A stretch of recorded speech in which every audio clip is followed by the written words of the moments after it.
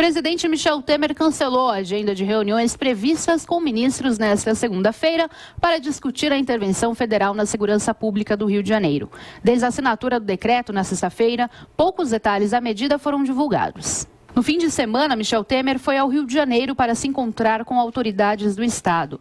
Após a reunião, o presidente anunciou a criação do Ministério da Segurança Pública. A pasta estava sendo discutida dentro do governo como uma medida para auxiliar no combate à violência no país. Durante o anúncio, Michel Temer lembrou das ocasiões que tanto as forças federais de segurança quanto as forças armadas precisaram ser enviadas a alguns estados brasileiros. Nós vamos criar, muito possivelmente na semana que vem, também concomitantemente a esta hipótese da intervenção, um ministério extraordinário da segurança pública. Porque eu vejo que há um pleito da Câmara dos Deputados, do Senado Federal, é um pleito de vários setores, na convicção de que não há mais condições da União ignorar a questão da segurança pública no país. Porque se quisermos ignorar, será impossível. Porque a todo momento vem Estado brasileiro pedir a intervenção, entre aspas, da União Federal nos respectivos estados. E não estou falando apenas em tese, estou falando em casos concretos. Com a criação do novo ministério, a Polícia Federal, a Polícia Rodoviária Federal, o Departamento Penitenciário Nacional e a Secretaria de Segurança Pública passam a ser comandados pela nova pasta. A reunião no Rio de Janeiro foi a primeira desde a assinatura do decreto de intervenção federal no estado. Estavam presentes no encontro o governador Luiz Fernando Pezão e o prefeito da capital, Marcelo Crivella, que voltou da Europa após viagem durante o carnaval.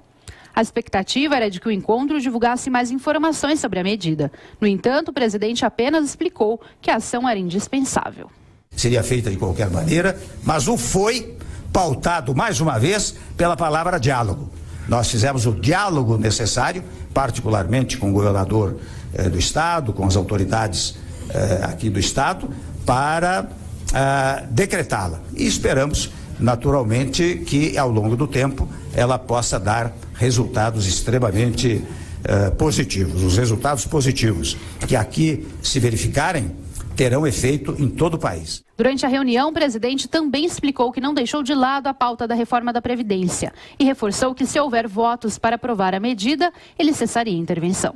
Mas Michel Temer admitiu que as mudanças na aposentadoria podem sair da pauta da votação no Congresso. E se isso ocorrer, o tema será o assunto da agenda política do país. E os candidatos às eleições deste ano terão que se posicionar sobre a medida. São pouquíssimos os detalhes sobre como se dará a intervenção, professor Vila. Sim, o presidente não conhece a Constituição, apesar de ter dado anos aula de direito constitucional. Que vida é a nossa. Mas eu não tenho nenhum problema, viu, Michel Temer? No meu segundo ano de graduação, no curso de História da USP, os alunos tiraram no primeiro semestre um titular de História da América, que não sabia História da América. Então, eu fico tranquilo, porque o senhor não conhece a Constituição. Por exemplo, porque o senhor não conhece, está falando algo que não sabe. Não pode interromper a intervenção e votar a reforma da Previdência e novamente apresentar a proposta de intervenção, o decreto, melhor dizendo, de intervenção. Isso vai ser derrubado no Supremo. O senhor não conhece a lei, a Carta Magna. O senhor é uma piada, uma piada. Então, essa afirmação dele no final, ouvinte, está absolutamente errada. Ele não conhece nada do que ele está falando. O que é triste, hein? Escreveu até um manualzinho, fraco, é verdade, direito constitucional, e deu aula. O que é pior é isso. Informou gente. Meu Deus. Segundo ponto. O interventor não precisava ser um militar. Podia ser um civil. Não havia nenhuma razão. De colocar um militar, de acordo com a justificativa, é porque ele é comandante militar da região, né? Antigamente o Brasil era dividido em 4 exércitos, o primeiro, o segundo, o terceiro e quarto, primeiro Rio, o segundo São Paulo, o terceiro Porto Alegre, quarto Recife, e o comando da Amazônia foi criado a posteriori. Depois houve só uma modificação de denominação de São Paulo, que era o segundo exército, passou a ser chamado Comando do Sudeste. E assim sucessivamente ocorreram algumas alterações. Mas o interventor não precisava ser um militar, no caso designou um interventor militar.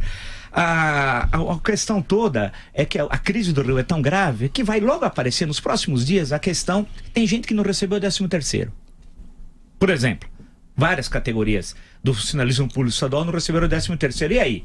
E isso impacta, claro, diretamente na segurança. E os carros dos policiais que estão todos quebrados? E a manutenção?